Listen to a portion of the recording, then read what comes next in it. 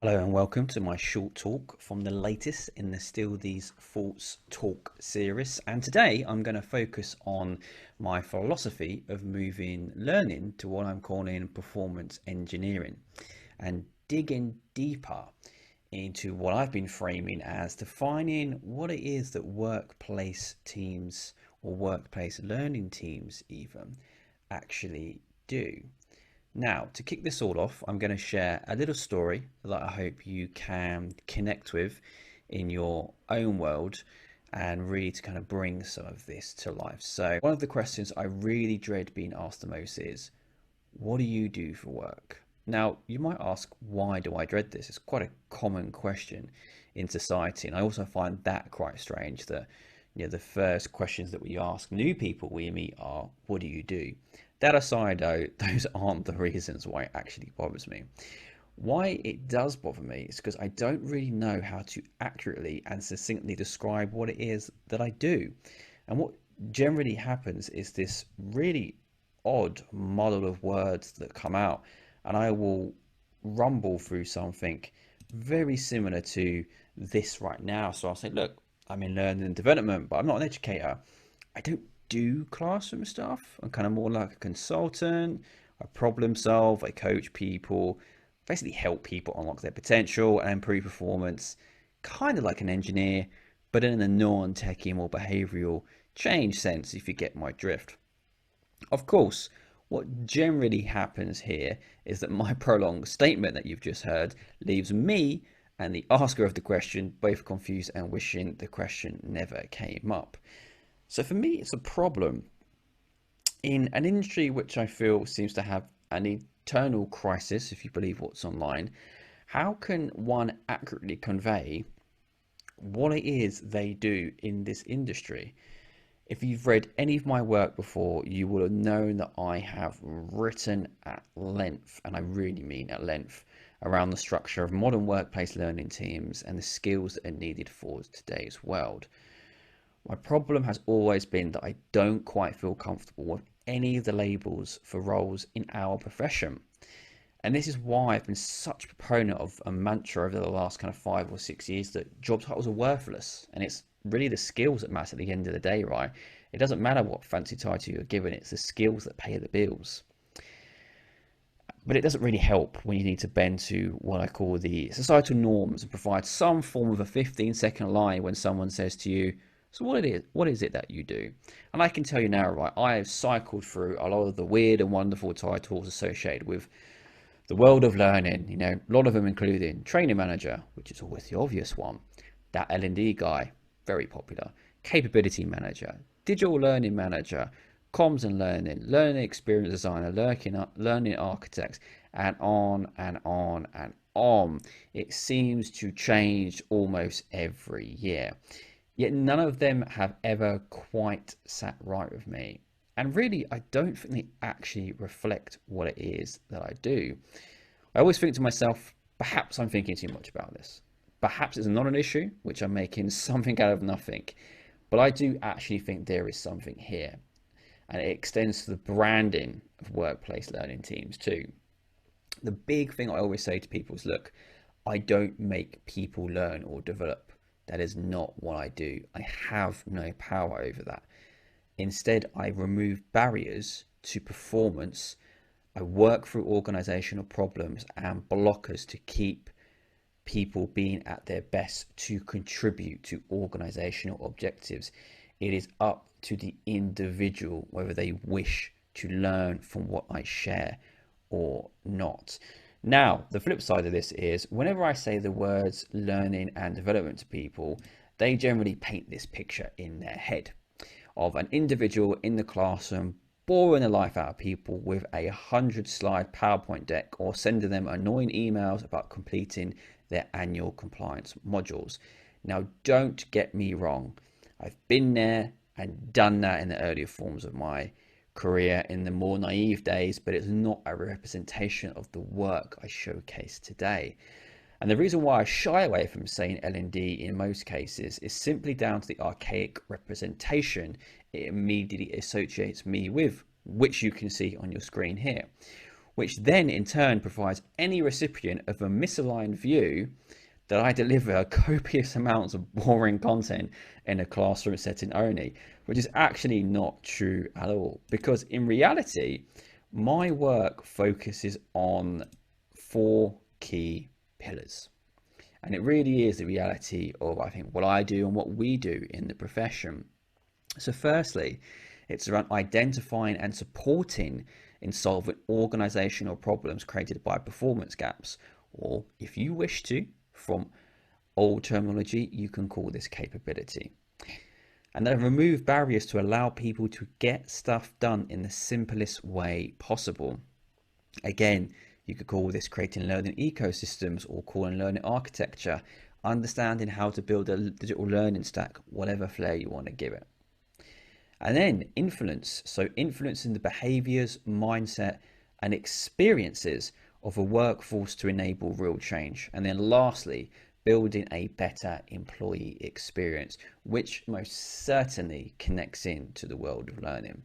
Now, granted, you won't see much of this on a job description ever, but this is the reality of the work that I do, and I'm pretty sure a lot of you do as well. Now, with looking at this, I've really spent some time in trying to, so in a pursuit of better understanding and trying to find a description of what it is that I do that I can share with people. And I started to do this thing where I don't refer to myself as an L&D at all. I started to describe myself as a performance engineer, and now refer to my practice as something as performance engineering. And you might be saying now, well, why have you done this? That doesn't sound anything like L&D. If I say this to someone, this will make no sense. Bear with me and let me take you down this journey. Personally, I have found that it's the best way that I can convey what I do and more accurately describes the outputs of my work. And I really think this is what traditional workplace learning teams are in need of. Sort of rebrand in the organizational structure as to what it is we do. I meet countless, and I mean countless, and so many talented learning professionals who are just misunderstood because of their job title and the title of their team. You know, many of these individuals are product managers, they're designers, they're marketeers, but they don't realize it because they've been shoved into a box that works for an organizational development team on a structure chart.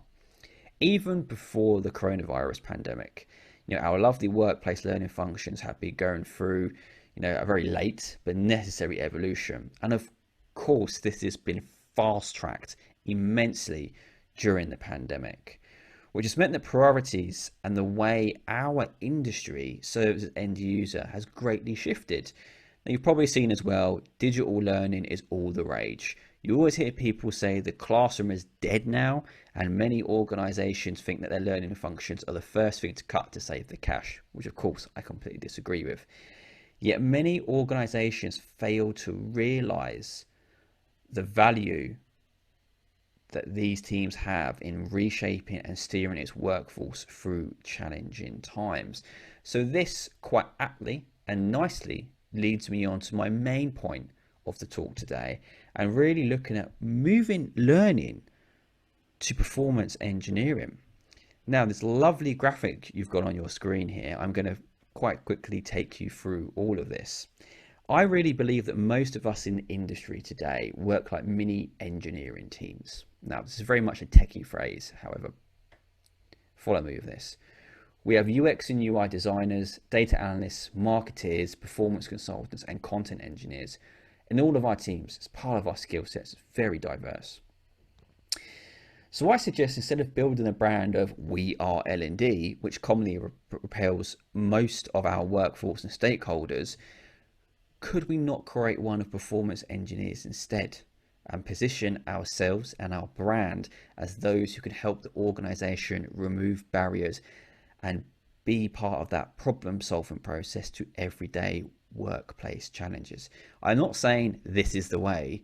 It's more of a recommendation on how, as an industry, we can better position what it is we do and how we can help the people in our organizations. And sadly for many, the title L&D and learning team just doesn't cut it. mean, you might think this is all non-relevant and there's nothing in a title or a name. I get it, right? Yet experience has taught me that much is determined based on a simple set of words. We all associate brands with what they do. When you think of organizations like Apple, Google, and Microsoft, immediately you have an image of technology in your mind. In a workplace setting, when you say finance, legal, or procurement, you have a pretty clear-cut picture of what it is those people are doing. But say L&D, or my most hated word of training, and the understanding most certainly gets a bit murkier. However, I really believe you can reposition how your team is viewed. Now, the image on the screen here describes perfectly what I'm trying to get to. On the left here, you've got what I call what your business and stakeholders and people think you do when you say learning and development. They think, oh, okay, compliance training, throw me in a classroom for instructional training, custodians of real fluffy stuff that I don't care about, and non-specific content that doesn't help me. And many people just look at it as a yearly typical exercise that they need to do to get through the year and for performance reviews. But actually what we do is the polar opposite of that.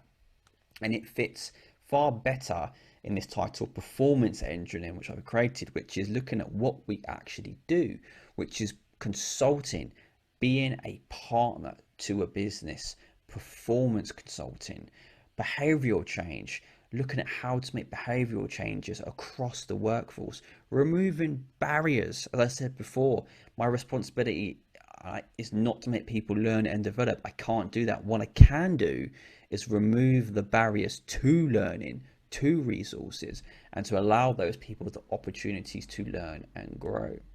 And then finally, the employee experience. The employee experience connects incredibly closely to what is offered from a learning function in a business. And as I was saying, you can reposition how your team is viewed by following what you see here.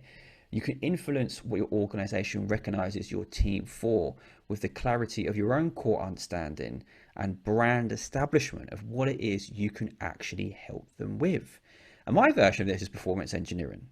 And, I see myself as a performance engineer right now. Yours could be different, probably will be. And like mine, it will evolve over time. I can even imagine doing another talk or podcast or something in a few years that completely diverts from what I shared here. But that's how life is. Times change, new thinkings arise, or new thinking arises even, and we evolve. So let me reframe the answer to the question that I shared at the beginning with you, which was, what do you do for work?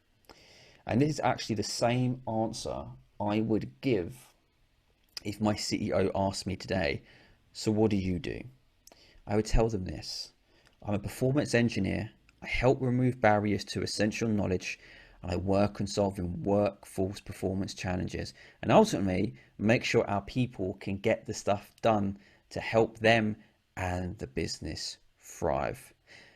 Perhaps it could still be too long for people, and perhaps it's not quite right for all.